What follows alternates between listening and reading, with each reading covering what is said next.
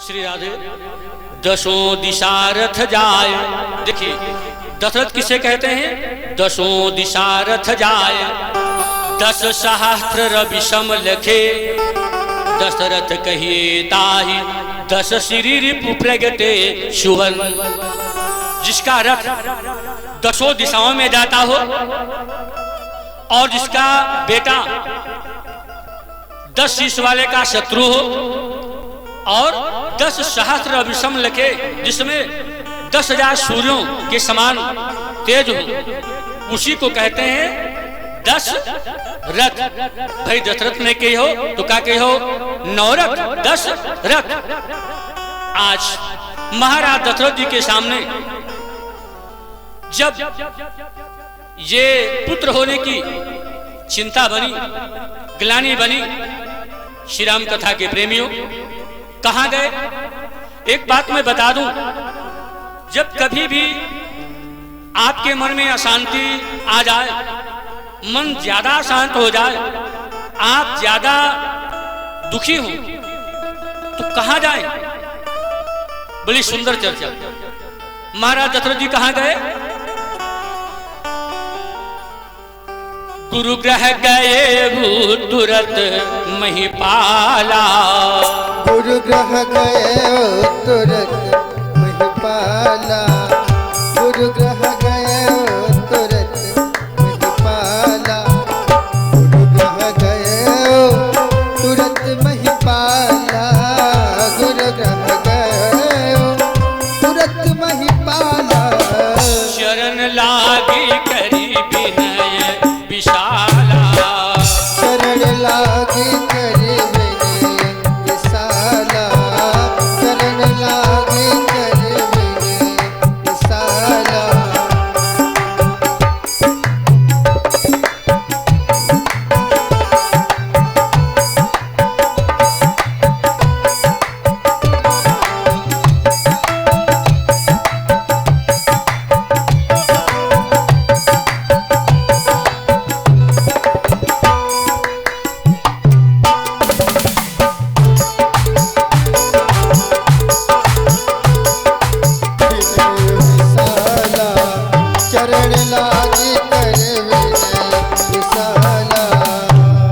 देखो भाई, जब महाराज दशरथ जी के सामने दुख आया, मन में चिंता बनी, तो कहां गए?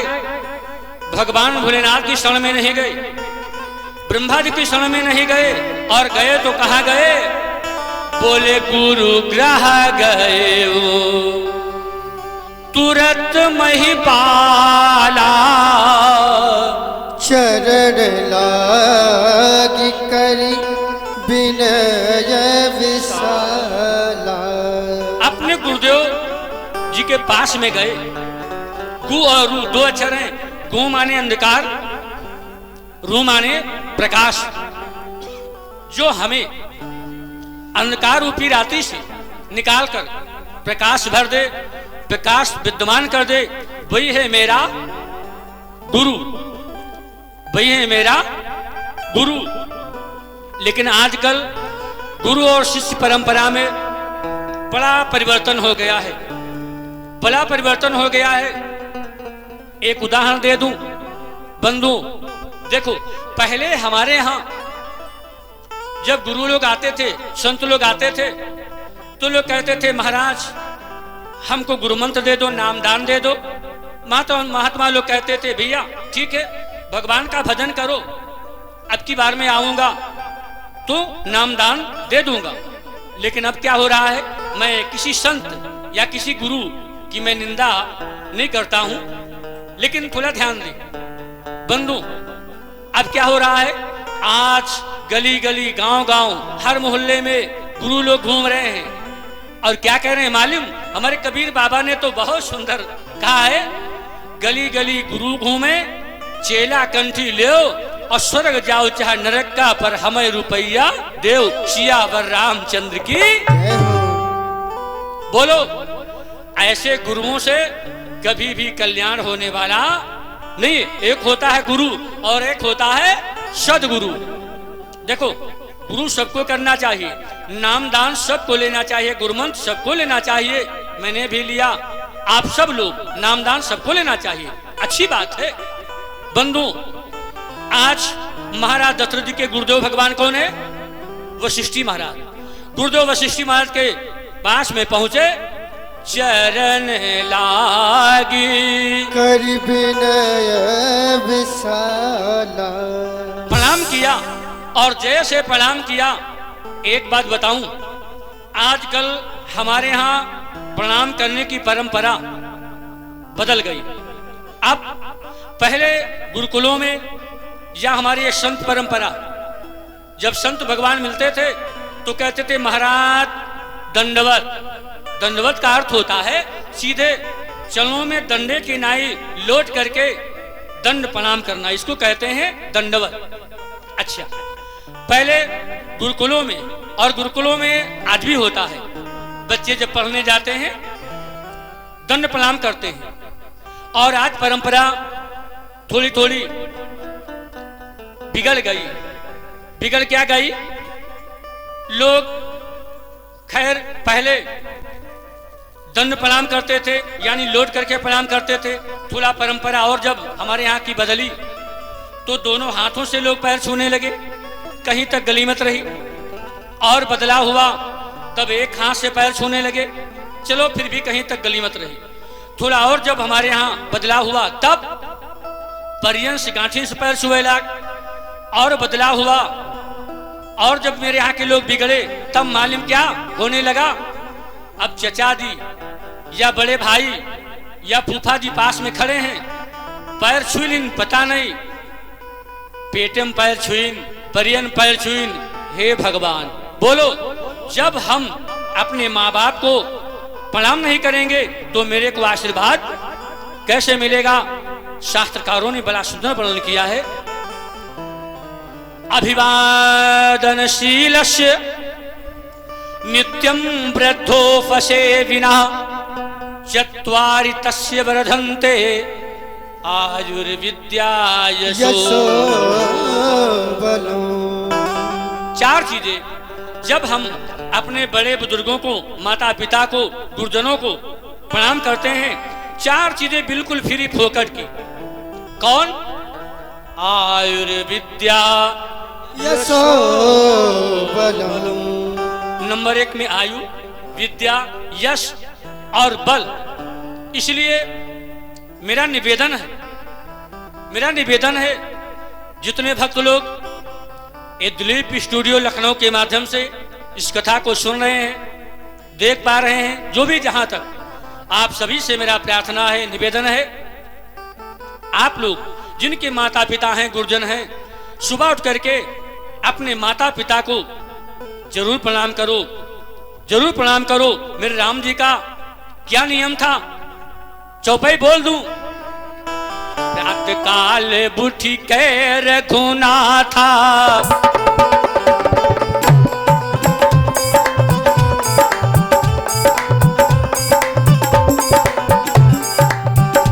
हो प्रातकाल उठ कर रघुनाथा, प्रातकाल उठ कर रघुनाथा, मात पिता गुरु नवहि माथा, प्रातकाल उठ कर रघुनाथा, मात पिता गुरु नवहि प्रातकाल उठ कर रघुनाथा, मात पिता गुरु नवहि माथा। राम जी प्रातः काल उठ करके अपने माता पिता और गुरुदेव भगवान को प्रणाम करते थे। आप लोग भी करें। एक बात मैं जरूर बताऊंगा, देखो भाई, थोड़ा बात कड़वी है, लेकिन आप लोग सुनेंगे और जीवन में उतारेंगे तो कल्याण जरूर होगा। आज बोलो, किसी भाई से पूछा गया, एक संत ने पूछा, भैया अपनी माता और पिता को प्रणाम करते हो? तो आजकल के युवा पीढ़ी के भैया लोग कह देते हैं, महाराज जी क्या करें, मातारी बाप के पैर छुए मां शर्म लागत। एक बात बताऊं, पुड़िया खाने में मातारी बाप के आगे कोई शर्म नहीं। सिगरेट पीने में महतारी बाप के आगे कोई शर्म नहीं, तंबाकू खाने में महतारी बाप के आगे कोई शर्म नहीं, और पैर छूने में शर्म लग रही है। मैं अपनी युवा पीढ़ी के भाइयों से, भक्तों से ये जरूर कहना चाहूंगा, आप लोग इस कथा को सुन करके जीवन में उतारो और ऐसा कार्य जरूर प्रारंभ करो जिनके माता पिता गुरु हैं। सुबह उठ करके अपनी माता पिता गुरु को प्रणाम करना प्रारंभ कर दो, तुम्हारा जीवन धन्य बन जाएगा, जीवन धन्य बन जाएगा। क्योंकि राम कथा मेरे भाई हमें क्या सिखाती है, क्या सिखाती है? हमें निज धर्म पर चलना सिखाती रोज रामायण। हमें निज धर्म पर चलना सिखाती रोज रामायण।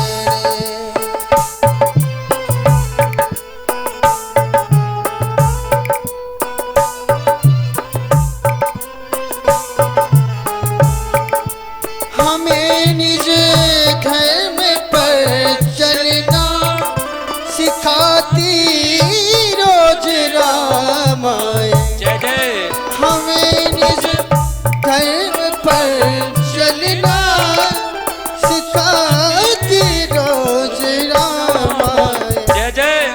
सदा शुभ सदा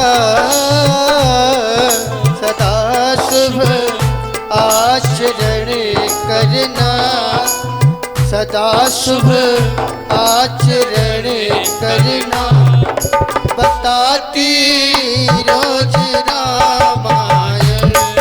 सदा शुभ आचरण करना।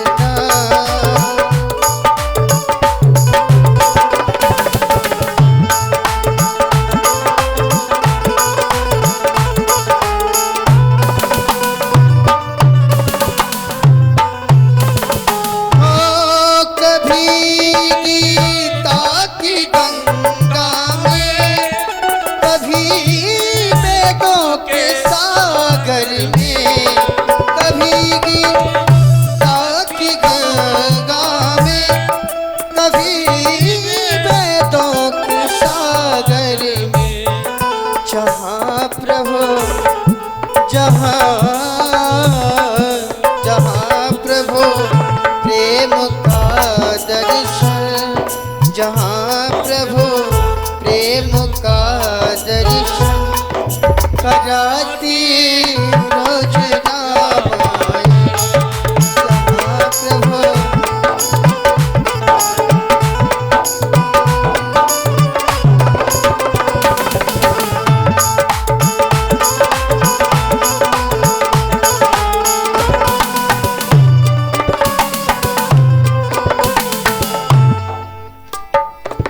इसलिए निवेदन है सभी प्रेमी युक्त जनों से, ये नियम प्रारंभ करो कथा सुन करके। अपने माता पिता गुरु बड़े बुजुर्गों को जरूर प्रणाम करो, जरूर प्रणाम करो। महाराज दशरथ जी अपने गुरुदेव वशिष्ठ के पास में गए, बोले निज दुख सुख सब गुरु ही सुनायो,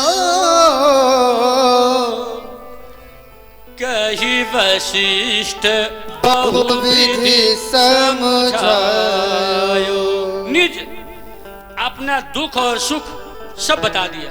बोलो, आज अगर हमारे यहाँ गुरुदेव भगवान आते हैं या हम जाते हैं तो दुख तो अपना बता देते हैं, महाराज अरे अब की बार में इतनी बड़ी हानि हो गई।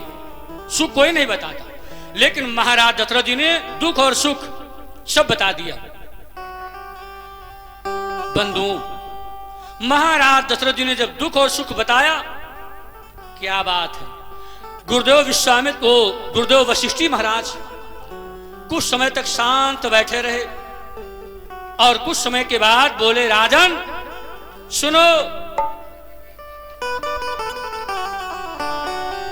पंडित श्री राधे श्याम जी ने अपने रामायण में वर्णन किया है, क्या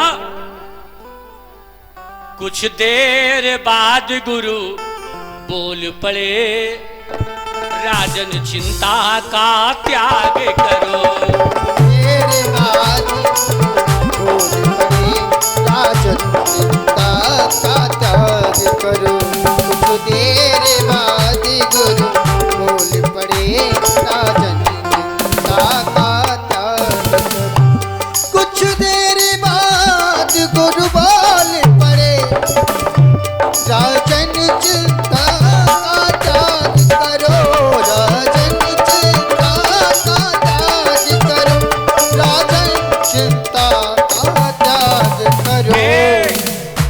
बुलवा कर श्री श्रृंगी ऋषि को,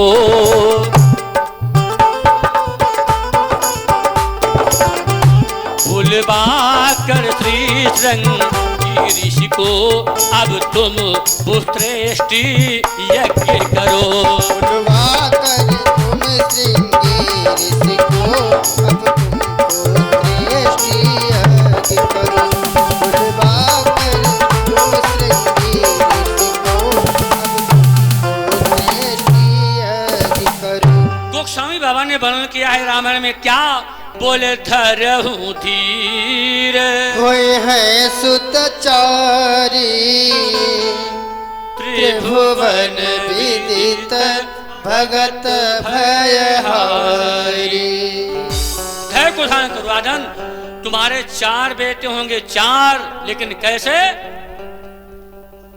यज्ञ करवाओ, यज्ञ करवाओ। देखो रामायण में, मानस में कई यज्ञ हुए हैं, कई यज्ञ हुए हैं। संत विद्वानों के द्वारा आप लोगों ने सुना होगा। एक निवेदन करूं, देखो यज्ञ भी कई प्रकार के होते हैं, और यज्ञ कभी भी अभिमान से नहीं करना चाहिए। यज्ञ कभी भी अभिमान से नहीं किया करना चाहिए। खैर, अभिमान का यज्ञ रामायण में किसने किया था? महाराजा दक्ष ने। खैर, ये चर्चा कभी करेंगे। आइए, यहां पर श्री श्रृंगी ऋषि जी वशिष्ठ जी के द्वारा आए। श्रृंगी ऋषि जी की लंबी व्याख्या चर्चा है, और पुत्र कामेष्टि यज्ञ प्रारंभ हुआ। जैसे पुत्र कामेष्टि यज्ञ प्रारंभ हुआ अयोध्या में, एक बार जयकारा बोले आप सब लोग, एक बार प्रेम से बोले यज्ञ पुरुष भगवान की जय हो। और जैसे आहुति दी, क्या हुआ? जब भक्ति की आहुति दी जाती है मेरे भाई, भगवान का प्राकट्य होता है। वर्णन किया स्वामी जी ने, क्या?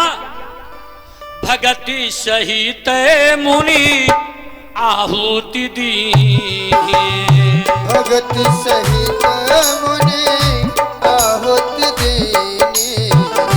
भक्ति सहित मुनि आहुति देने। भक्ति सहित मुनि आहुति देने। भक्ति सहित मुनि आहुति देने।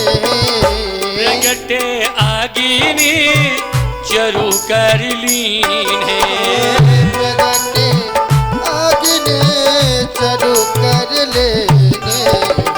प्रगटे आगिनी चरु कर लेने। प्रगटे आगिनी चरु कर लेने।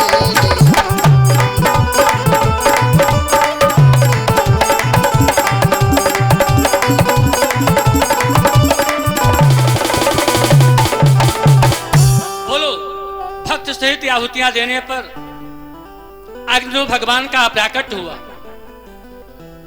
आज हाथ में चर हविष्यान खीर लिए प्रकट हो गए। बोलो अग्नि भगवान की जय हो।